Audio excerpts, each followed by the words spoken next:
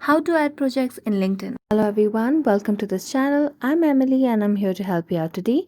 So without any delay, let's get started. Now first of all, go to the Play Store application and make sure that your LinkedIn application is updated to its latest version.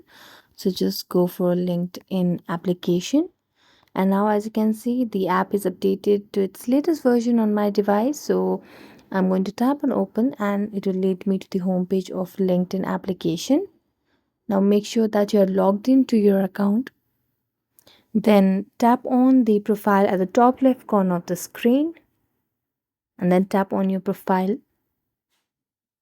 So it will lead you to your profile now. So what we're going to do, tap on add section over here.